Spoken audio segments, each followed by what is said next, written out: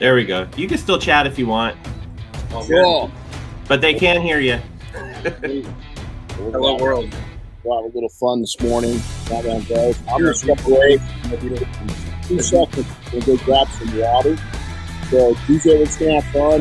You got the questions, and it's going to take and hopefully make an impact on somebody else's life. That's what we talk about.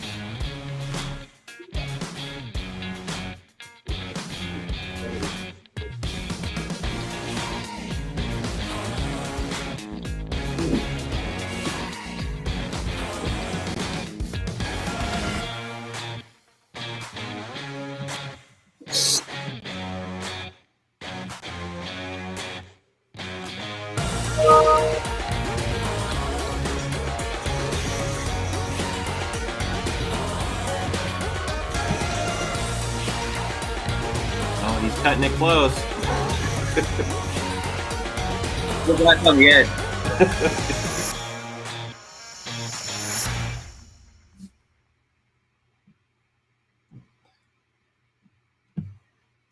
Uh-oh, he's Renny, are you muted? Oh, sorry, forgot. There you go. Noises.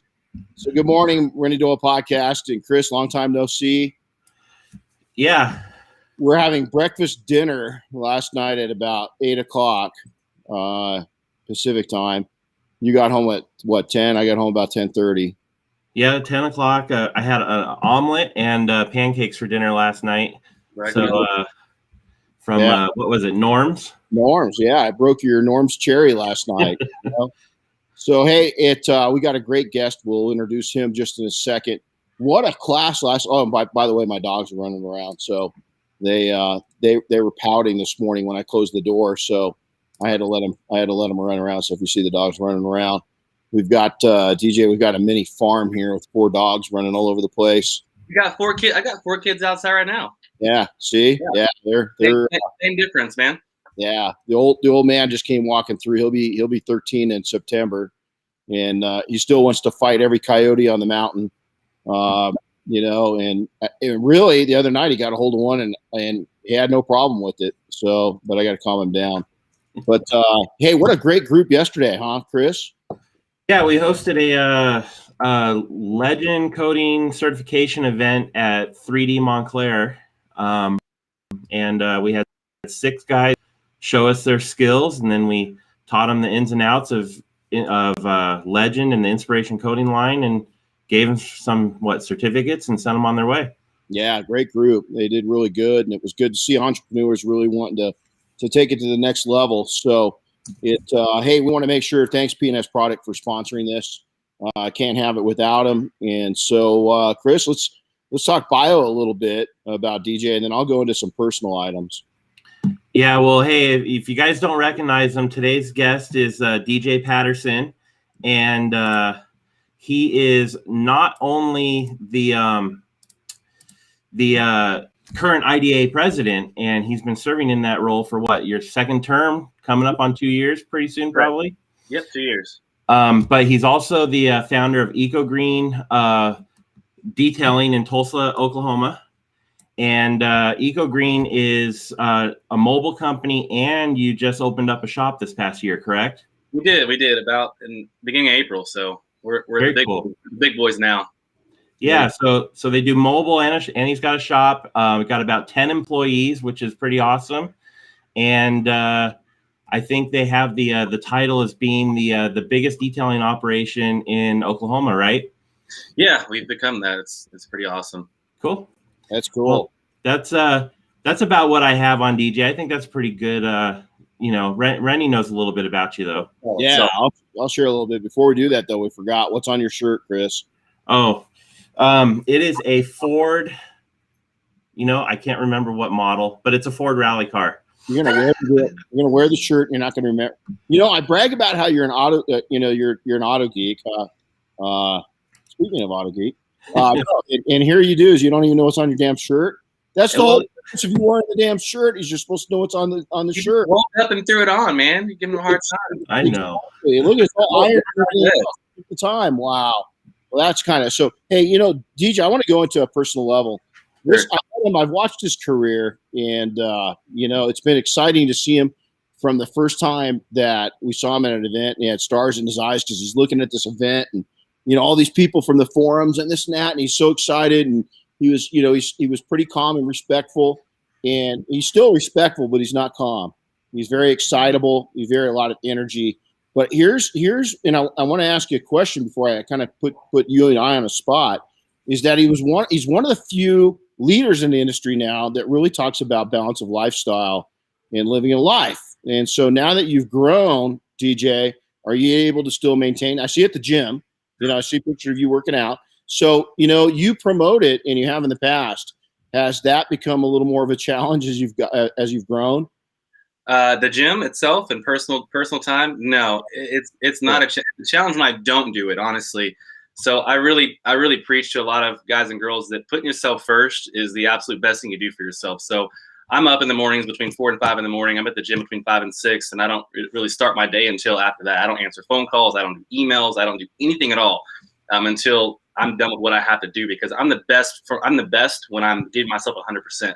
My theory is that if you can't if I don't give myself 100%, I can't put out 100% to everyone else. So if I'm only waking up at 7 and got to be at the office at 7:30, I'm only operating at about 50%. That's what I'm going to be able to give my team as well, and I can't do that. So I've got to put myself first in order to manage my family, my team, the business, the IDA things. I've got to do that. So no, it's a necessity to get up early and do those things now. That's awesome. Well, it's good because a lot of people, and I'm one of them. I wasn't successful at it, but I think we come from different times now in the detailing. Things have changed a lot, and in business, and so people think I'm, it's easy for you to say that because you've kind of made it. No, man, when you make it's the hard time to make it happen. Thank you. So, and here's the other thing is that habit is that you're in the habit, man. It's muscle memory with you doing those things. And so I think it's amazing that you've been able to grow like you have, yet you're keeping that balance. I'm really proud of you because that's something that I've always honored you for. I've had a lot of respect for you because you've been able to do those things, so I'm glad you're doing it. So now introduce yourself. Chris and I, we kind of read down the copy of it, but tell those that don't know you, tell us about yourself. So my name is DJ. I'm 32 years old. I've got 4 children. My daughter is 11. Son is 7. I'm going to butcher this. Another son is 3, and then I've got a 1-year-old. So 3 boys. Yeah, 3 boys and a girl. Girl's the oldest. Married to my high school sweetheart. We met in government class in high school. She was a sophomore, junior. I was a senior. And then we got married when I was about 21 or so. Had a kid shortly. No, we had a kid at like 20 or so. Then got married after that. But anyways, we've been together for a very long time. I started my company out of the trunk of a 1999 Ford Contour back when I was right out of high school, essentially. Actually, I was in college. I was at TCC. It was a community college, right? And I remember dropping out. I remember when I did it, too. It was in statistics class. And we're sitting taking this test that I was not studying for whatsoever. And my phone rang all the time because I had a mobile unit. I was still working. I was detailing. And I get calls and texts, can you do my car? Can you do my car? I'm like, no, I'm in class. I can't. I was like, you know what? Screw it. So I walked out of statistics class, never went back to college at all, and just grew my business that way. So that was pretty fun. But yeah. I can't blame you. Statistics would make anybody quit school. It was a perfect class to drop out of, too. Like, not an elective or some kind of, whatever BS class. But I was like, it was statistics class. So it was cool. Understandable. First time I quit college. First time. Statistics? Was in a math class. No, close. Sure. It was in a math class. They say you don't need math. You don't need math. As a kid, you're growing up, like, we don't need math. What are we doing this for? Like, we need math. You need math for sure. You definitely need math in business. Yeah.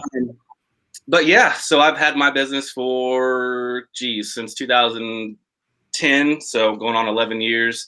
It's been great, man. It's been really good. My life consists of family, the business, and that's pretty much it, man. Right now, my focus is really on the family. My wife was diagnosed with breast cancer in November of 2020.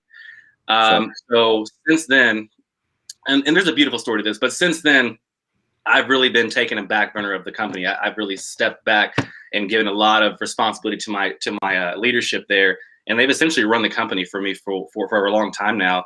Several months. So now I'm still active. I'm still in it, but it's just I'm not I hardly go to the shop or the office, barely any right now. But my focus is on taking care of my wife. She's we did get good news. We had she's cancer free now. So that's right. That's a huge weight. But we still have to go through radiation and things like that. She had surgery. So we're still we're in the thick of it now. I mean, we're in the thick of it for sure. But we see the tunnel at the end the light at the end of the tunnel. So that's incredible. So my main focus now has really been her and the kids and just adjusting because my kids have been home with us since last year when the pandemic hit, home from school. So I've got 4 kids under 11. They've been home since the pandemic hit. And then wife gets hit with that. And so our life has been absolutely crazy.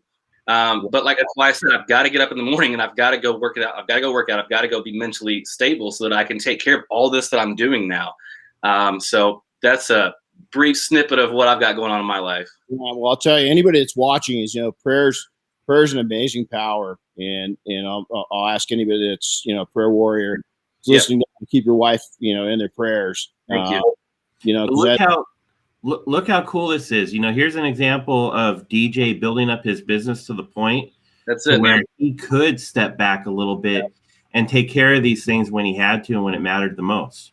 That's what I want. That's what I talked to a lot of people about too. It's like, look, man, like you guys have got to build your businesses and build yourself out of it. I love detailing. I don't do it anymore though. I can't, because if you hurt your arm, if someone gets sick or whatever, and you're the only one detailing, that's a very scary thing. When you've built your business for 10, 20 years and you're the only one doing it, what happens if you can't do it anymore? Yeah. That's very scary to me. And I had a moment too. I had to sit with it. It's like, man, what if I didn't go through all this stuff that I've gone through over the past 10, 11 years of sacrifices? What would have happened in that last November? What would have happened? I would have had to get a job maybe, or work at nights. I don't know, but I would not have been able to continue detailing and still take it. Knowing what I've dealt with, there's no way it would have happened at all. Well, and more importantly than that, what would have happened with your kids? Oh my gosh. Yeah. I mean, you've been able to step in at a challenging time, for your wife, for you, but for your kids, and then to have COVID, hit on top of it. That's pretty, and scalability. A lot of people we preach about it. I know a lot of people love, we're in an industry, people are addicted to what they do, and it's cool. Sure. There's a deciding point when you're building your company up, is that, are you going to be a technician or are you going to be an entrepreneur? And you can be a two-man shop and still talk about what you did. Jim Gogan, they're a two-person shop with an additional helper. He had similar challenges, is that his wife came up with some struggles. I've been talking to him about, so we've talked a lot about those things. Yes. And so it's important. And, even in our business, it's kind of, it's I've been able to take and have Chris do a lot, and, and Diane, even in a very personal branded business, we're still scalable to a point, and it's so important. And people don't get it, but don't you think people are getting it more now than they were? I think so. I do think so. Yep, I do. Because before, years ago, and I know we'll get into this later, but it was more about, what can I do? What can you do? I'm the best detailer out here. I can slate paint and do this and lay coatings and this and that. And now it's like, what happens when you can't? Absolutely. Yeah. I was talking to a young man last night that, not so young to a lot of you listening, but he had just hit 40. And he goes, I'm starting to have shoulder problems, because we talk about ergonomics a lot. Oh man! Even though yesterday wasn't a training course, it was a skills verification course. Is that we talk about your body and stuff like that. And he came to me separately, and he's like, man, you just hit it, because your body starts giving out, and especially shoulders, in this industry, shoulders, elbows, wrists. That's a problem. Yep. Yeah, and so then also, but let's go right on the back of this, and I know we're going off. But training and taking care of yourself, is important. And so, you're going to have you yourself. In this case, it was your wife, unfortunately, that became ill. But what if it's you? Yeah, no, for sure. There's so many what ifs. So the way you built it, dude, you did a great job. And thank God that, and I think, again, the main thing I look at is, being my age, is thank God you were able to be there for your wife and your kids. Yeah, for sure.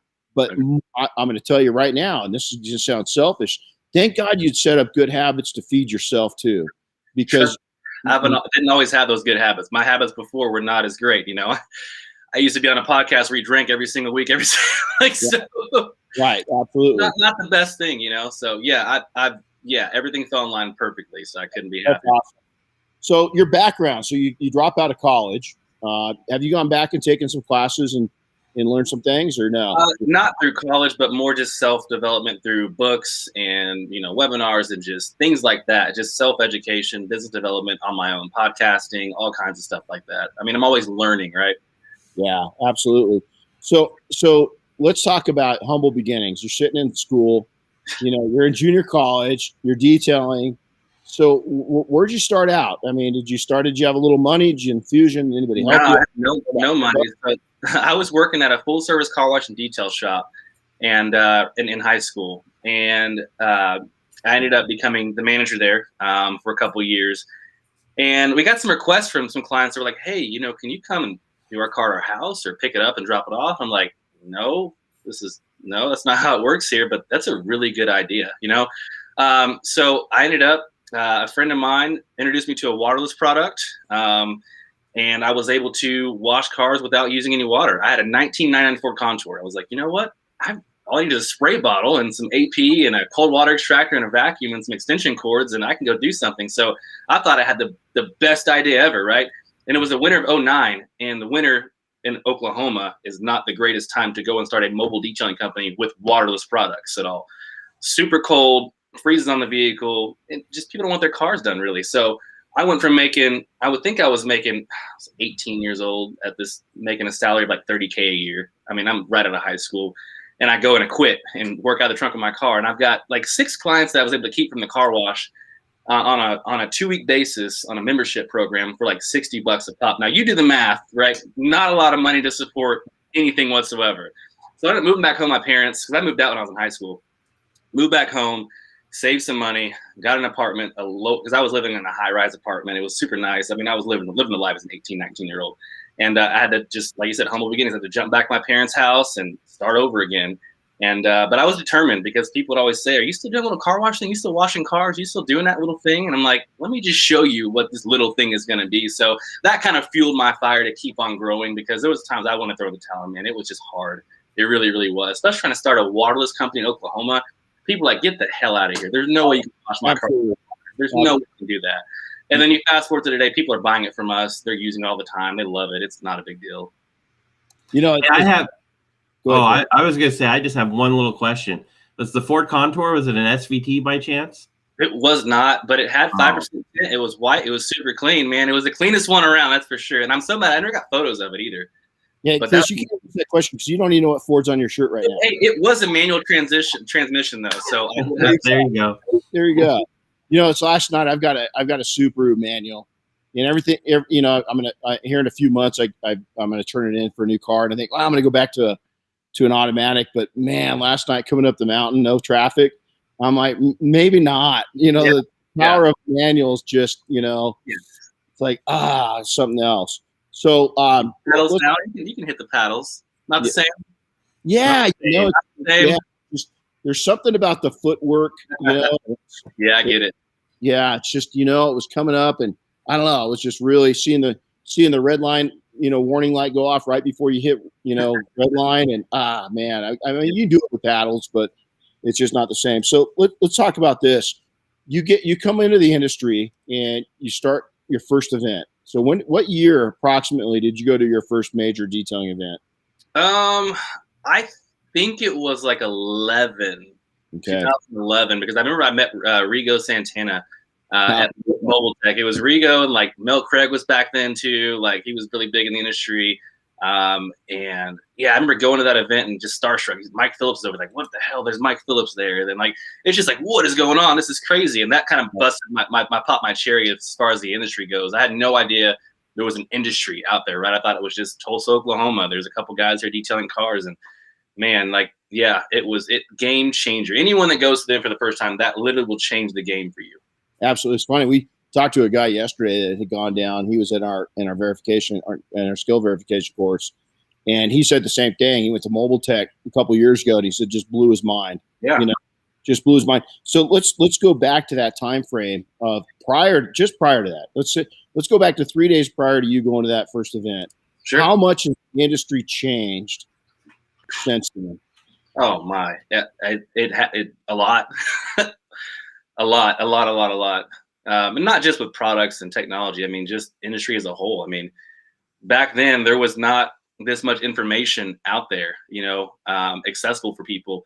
I wish we had the internet like we do now back when I started, because I had to call detailing companies. Like, I was calling people from California, like, hey, you got to come to like mine. Like, what did you do? How do you do it? And then now it's just like, everything's online. I mean, everyone's telling stories, everyone's teaching and helping, and I like to teach through my failures too a lot. So I'm doing what I wanted to have done to me a long time ago, is to be that person. Like, I want to be that person to help other people out that are in my shoes right now, because last thing I want to do is for them to have to go through some of the failures that I could, when I could help them avoid those kind of failures there. Now, we all need to learn, right, on our own, but there's just so much information now to where it's not impossible to fail, but there's so much information out there now that, you know, you can be successful for sure.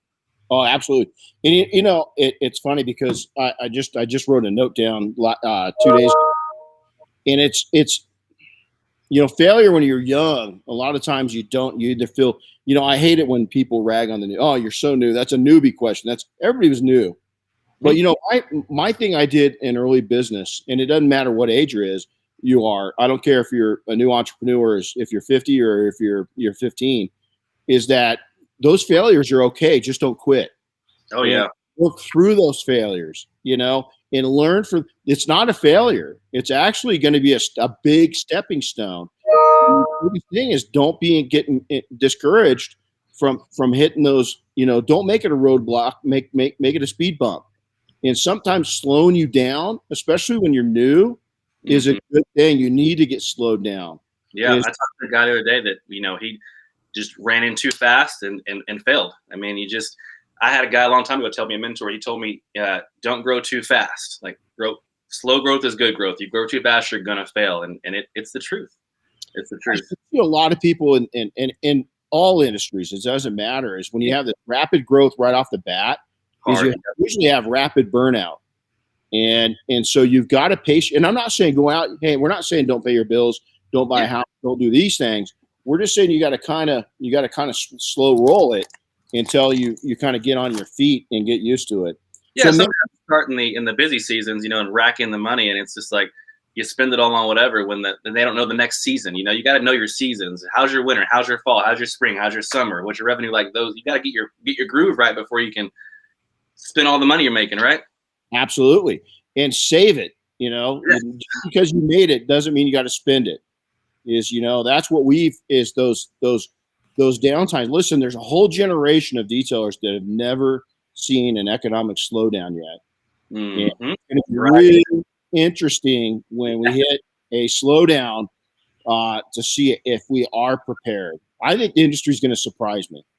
I think there's going to be a lot of people that have been able, because the industry's changed. We've got profit centers and profit points we just never been able to reach before.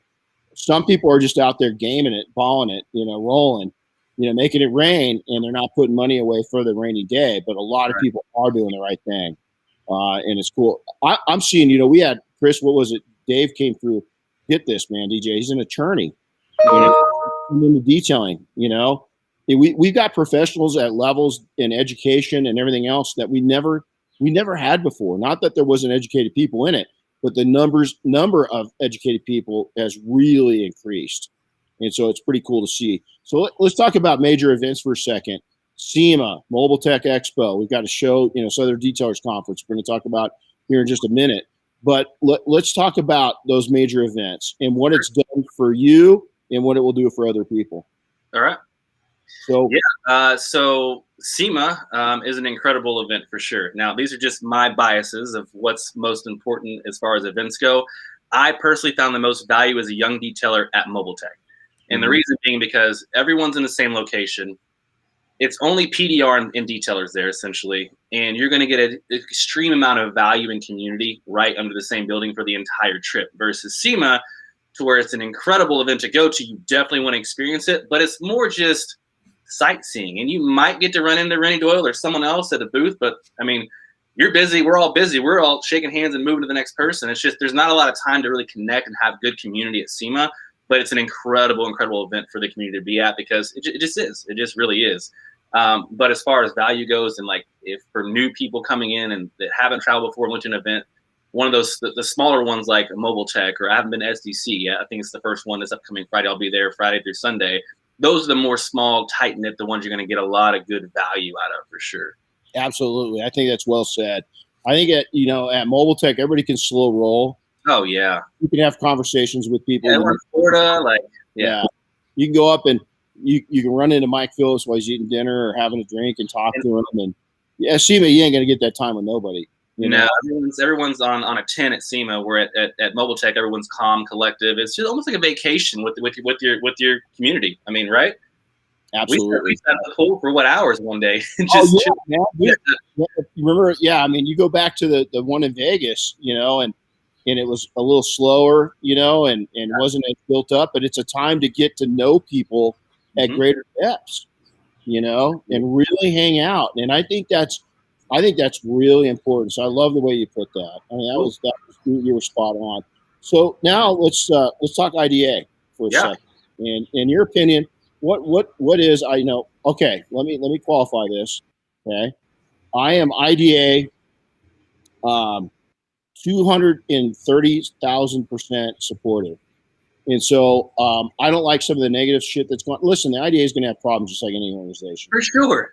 Volunteer organization. People and volunteers, normal people. Yeah. You know? Let me qualify that both of us are a little biased towards what we think of the IDA. But with that, both of us are you're seeing a younger person. How old are you? 32, I think. So there's Or 33. There's 20 years difference between us. So you're seeing a generational gap of people that are supporting a united front with the IDA.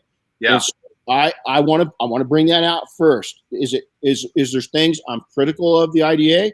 Absolutely. But when I'm critical, I find solutions instead of a bitch fest. Yeah. And so I want to hear your input. What's the IDA to you? What does it mean?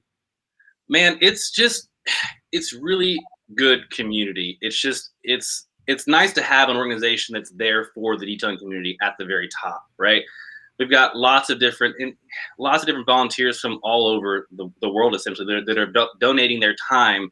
And some detailers, too, on these committees. There's young guys that are just donating their time because they see the benefit and the value of what the IDA is and what it's going to be long term.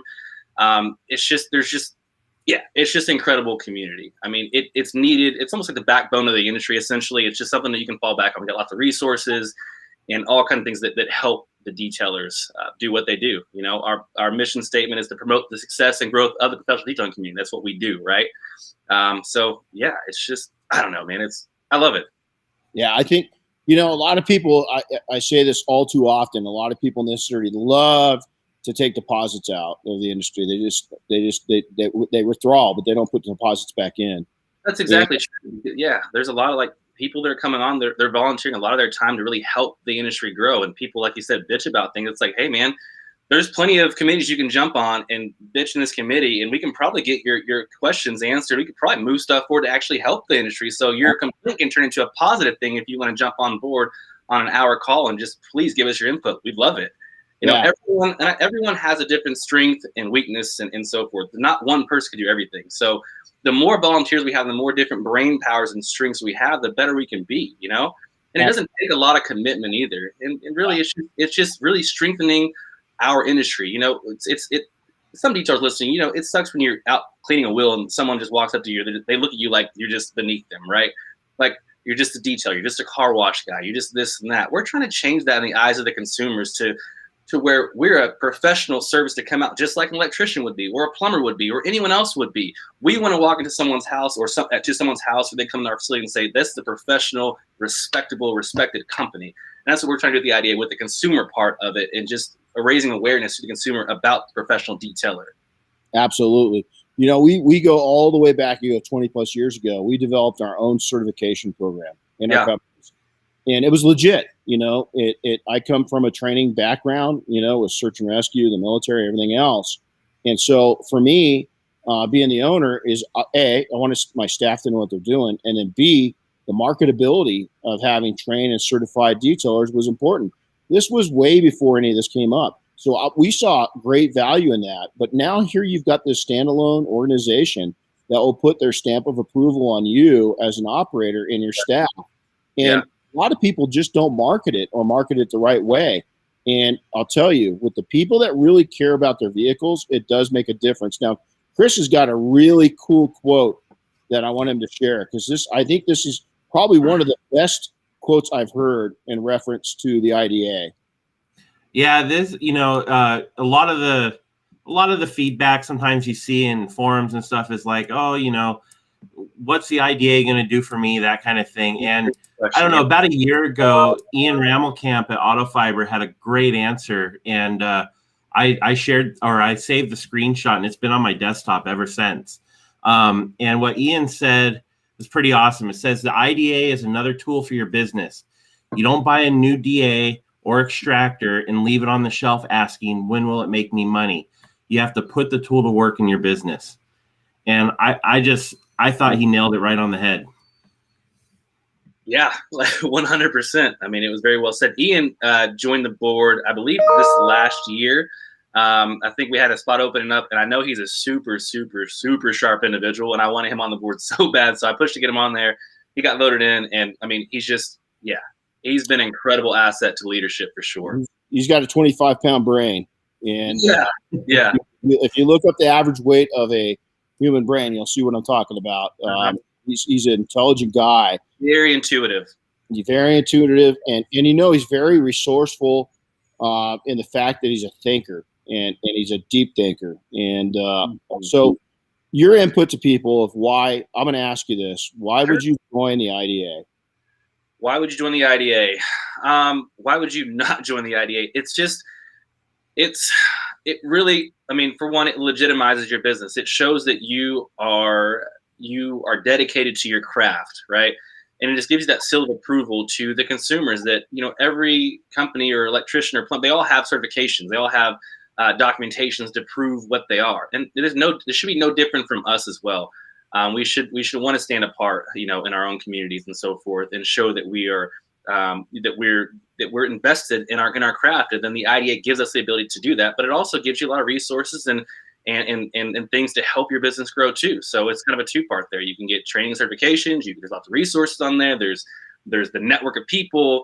But then it's just that seal of approval that you get, that patches and things you can put on your website display, to show that you're dedicated to your craft. Wow.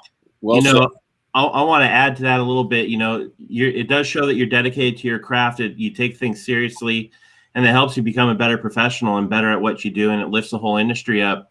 And that happens over time.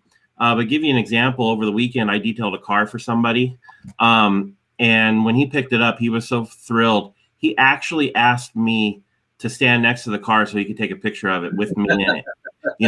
That's nice. Never happened before. Yeah. Who wants to take a picture with their gardener or their housekeeper? Nobody ever asked that, right? So it's working. It's the industry is coming up, and we're getting that notoriety that I think we deserve. Yep.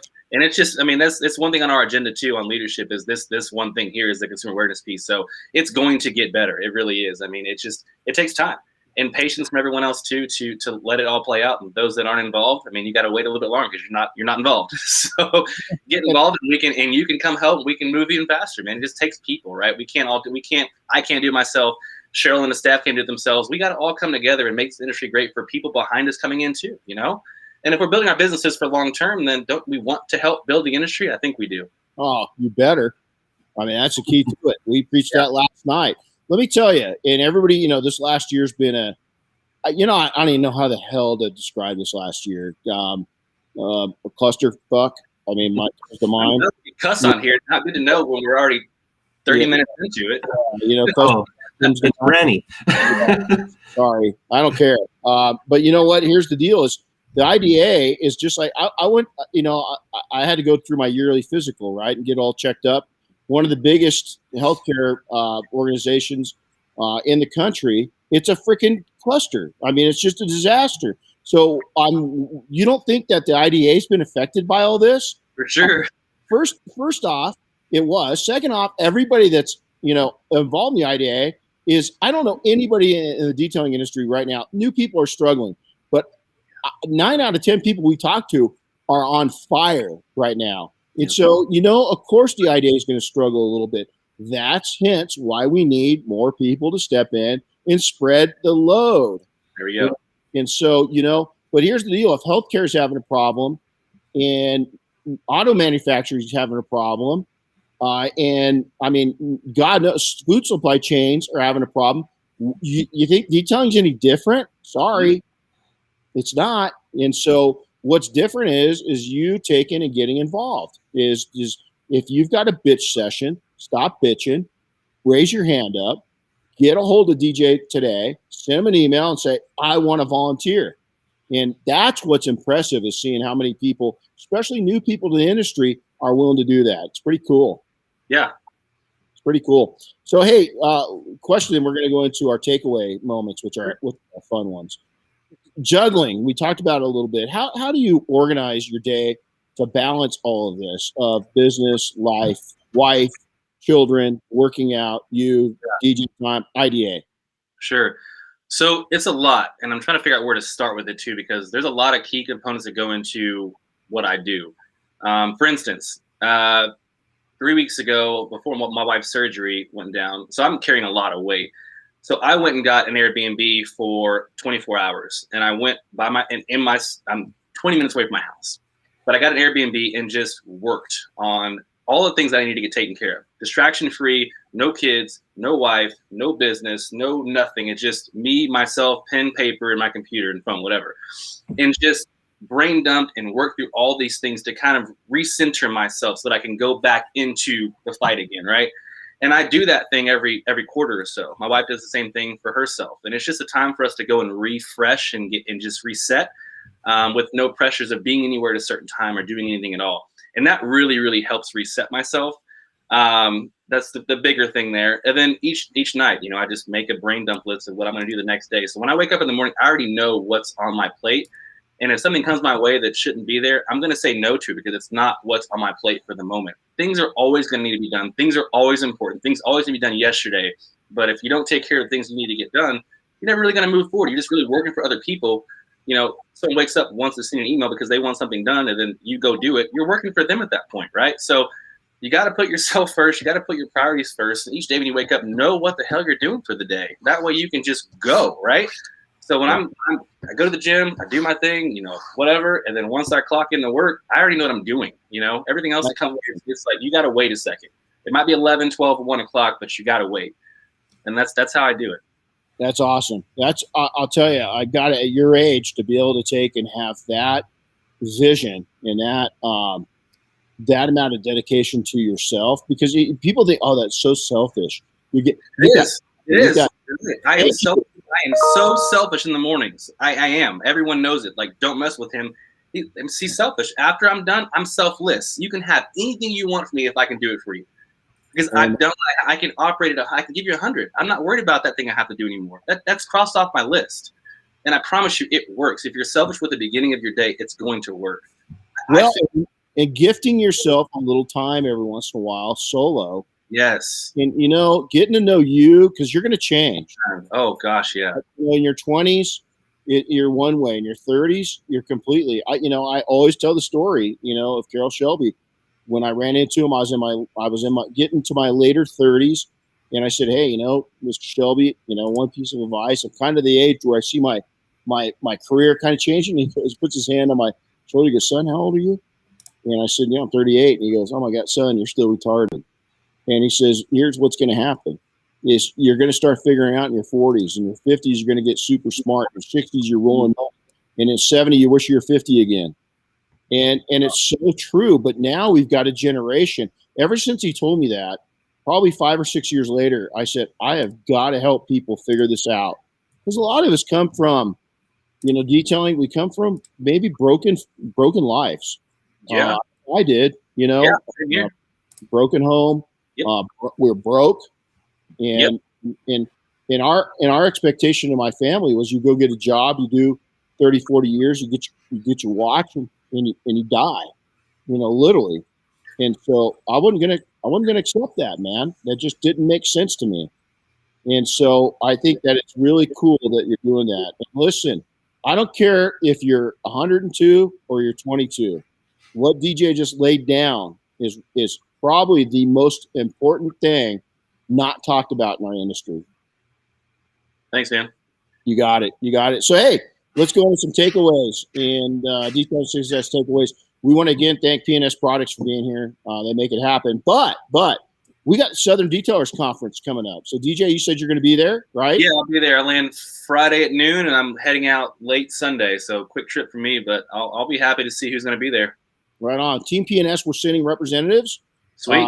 We've got an event that we're supporting one of our teammates up in Idaho. Show. But we are there in spirit. We think it's going to be a good event for the industry. Yeah, it's been a fun. Yep. Yeah, and I encourage people to pay attention online if you can't go. Try and watch from afar and share things and that kind of stuff, because it definitely doesn't hurt our industry to have another event like this. And this one's pretty unique because like DJ was saying, mobile tech is it's not just for detailers, it's also for PDR guys, and actually there's quite a bit more PDR stuff there than detailing. Yeah. But this is fully focused on our industry, and that's pretty unique for it. It is. It's pretty cool. So we want to wish everybody the best there. Have fun. Let us know how it goes. And Team PNS is going to go live with us from there. Let us know how it's going. We're going to go live from our event. So we're really excited. So takeaways, looking down into your crystal ball, where's the detailing industry headed over the next few years? Whew.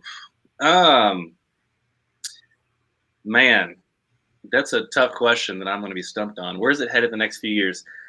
I hope it's headed in a really positive direction. I really do. We see a lot of young detailers that are able to make really, really good money and really good careers. That's what I want to see. Is a lot of young guys just really beat the norms, right?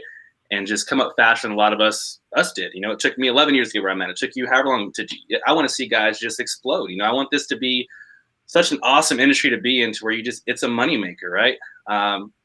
And it's just so cool because the cost of entry is so low to get into this. It really, really is. So I don't know. I hope it's heading in the direction of just pure success for anyone and everyone that gets into it. I know it's a really basic, generic answer, but I really do wish the best for a lot of people in this industry. Well, at the very least, in 3 years, we're definitely going to see more products with graphene in it. Yeah. See, I don't want to get into that, but I'm sure product development will definitely change tremendously. It always has. I mean, when I first started, there was no ceramics and none of this at all. And now I've got tools that are really increasing. I mean, it's almost like the products are getting better and it takes less time and they're making more money. So let's keep doing that. We'll be good. Somebody was telling me, they said, it'd be cool. One of these days we're going to have robotic detailing. I was like, I started it out. It pretty much is robotic. I mean, it's gotten the tools, the products, everything's the techniques, the education, the knowledge, the tribal knowledge, the educational side of it. I mean, it's just all changed. So one piece of advice that you'd offer those tuning in today, if you had one piece that's going to make an impact, a crater in their life and their business, what would it be? One piece of advice, be consistent, right? So have a plan and be consistent with that plan. Follow it all the way through until you fail. And when you fail, figure out what happened and continue following it through. That's how you're going to make it. That's the only way is consistency. There's people who run into a roadblock and they fail and say, F it, can't do it, not going to work, blah, blah, blah. There's many times I almost had to close my doors because we just had failure moments. It was like, man, I can't pay these people. I can't do this. Right. I had to readjust and I had to go for it again. Luckily, we never had to close our doors, but there was lots of close moments. So if I can do it and beat some of the stuff that I've gone through, you guys can too. So make a plan, know what you want, and be consistent with it. And always just like, how can you make it better? How can you make it better? How can you make it better? So always analyze your business, where you're going, and just be consistent in what you're doing. Consistency is going to get you there over time. It will. I mean, we're not in this to just grow a business, $1 million business overnight, right? It's going to take time. So you have to be consistent every single day. Just move the needle 1% every day. And I promise you, you're going to look back in 11 years, 10 years, like, damn, that was great. Don't want to do that again, but I'm finally here. And now what can I do next, right? It's funny because we weren't the first detailing company to hit, the 7-figure mark. We were one of the earliest, but there was a couple before us. Here's the one thing that all of us have in common, and I learned from them. Jim up at California Detail Center up in the Bay Area. That guy, I mean, he was hitting 7, and most people still don't know who he is because he's got his head down. He's just built a business. Focused. Yeah, he's focused, and so But the one thing I learned was balance. Was important, and then again, that you've got to take and be continual there. I'm going to take this back to search and rescue. Okay. So, a lot of people, when we go out, I've been involved with search and rescue since I was in my early 20s. I went through the academy, I think, when I was 21 or 22. A lot of people think when we're looking for a person, and I've had to relate this back to business several times now, and it took me a while to relate search and rescue back to business. When we're looking for a missing person, we're not looking for the person. People don't understand that. We're looking for clues. As people go, they're going to leave anywhere per mile, 300 to 1,000 clues per mile. Wow. Okay, 300. Business is the same way. There are success clues all around you. There's 300 to 1,000 success clues for every $10,000 you bring in. You just got to keep your eyes open. And one of them is watching young guys like this, going and getting involved in the industry, shutting your mouth, opening your ears, and watching what other people are doing and learning tribal knowledge, positive tribal knowledge, not YouTube certified bullshit. Go get to know people because they'll be honest. And the guy that tells you that, man, I'm killing it, I'm doing million, I'm doing this, is the one you don't want to listen to. Yeah. The one that's telling you is, yeah, we're doing okay, but I'm working my butt off. Listen to that dude right there. Yeah, for sure. You know, because here's the deal: is when you get in person, you can cut the bullshit out of the group real quick and find out who the real deal is. And this guy's one of them right here. So those that don't follow you by chance, how do they get a hold of you? How do they follow you on social media and all that? The best way is at DJ Patterson on Instagram. That's where I hang out all the time. I put a lot of information there. That's kind of where you're going to get to see the real me, and connect that way. So that's cool. If you want to see the business and what we've done that way too, EcoGreen Detailing on IG as well. It's more, that page is specifically for my demographic customers. That makes me money there. But if you want to connect with me personally and get to know me and this and that, then follow me there at the. I love it. So, hey, we want to take in. We want to thank you for coming on. I knew this was going to be enlightening. I knew it was going to be powerful. Hey, prayers to your wife. Thank you. And prayers for your kids and for you. Again, anybody listening that's a person of faith, keep the faith going with them. Keep those prayers going out to them. I'm glad to see that the test results are coming back good, and hopefully they'll continue to go in that direction. So everybody, hey, if you enjoyed today's show, make a comment, suggest people that you'd love to hear from. We love having guests on. Next week, it's going to be Chris and I solo, and we're going to go off on some fun stuff. And make sure to subscribe, hit the subscribe button, hit the like button, make a comment below. Hey, before we totally wrap up, we got to circle back on this. The car on the shirt. So I'm a little better prepared now. You're awake. It's a Ford Escort RS 1800. All right, this is a Group 4 rally car. And take it even a little further, it's in the Rothmans livery. With Rothmans was a cigarette brand from Europe. So, they don't get to do that anymore. No Marlboro cars or anything like that anymore.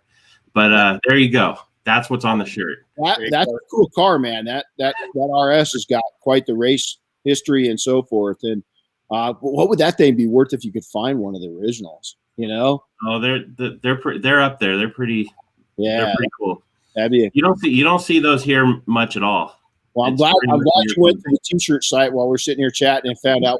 No joke. But that's what I did.